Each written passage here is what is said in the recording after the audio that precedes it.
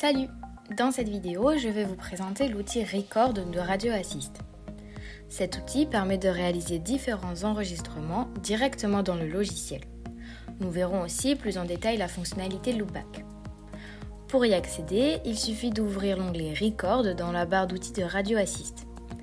Comme dans les autres modules, on retrouve d'abord une barre d'options avec un bouton enregistrer, un bouton supprimer pour effacer l'enregistrement chargé dans la piste et un bouton nouvel enregistrement. Les trois boutons suivants seront présentés dans d'autres vidéos. Passons à la partie principale, la piste d'enregistrement. Quand on lance un record, la piste se remplit en temps réel avec le son capté. Sous la piste, on retrouve une échelle pour zoomer ou dézoomer, les flèches jaunes pour ajuster la hauteur du spectre et un compteur indiquant la position de la tête de lecture.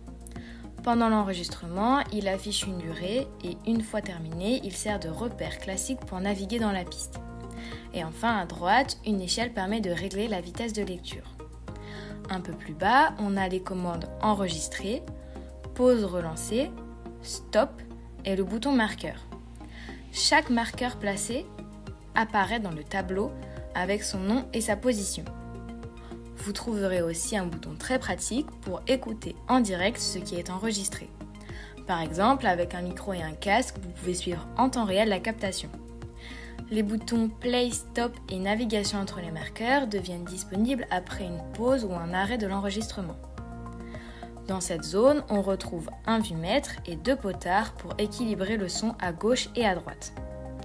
Enfin, cette partie permet de choisir la source d'enregistrement.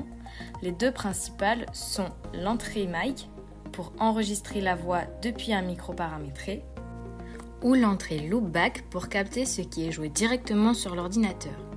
Actuellement, je joue un son depuis mon ordinateur et l'outil enregistre celui-ci et non pas ma voix. Et enfin, à droite, la fiche d'indexation du nouvel enregistrement. Elle peut être remplie avant, pendant ou après l'enregistrement. On choisit l'onglet de destination et on renseigne les données associées. Simple et efficace.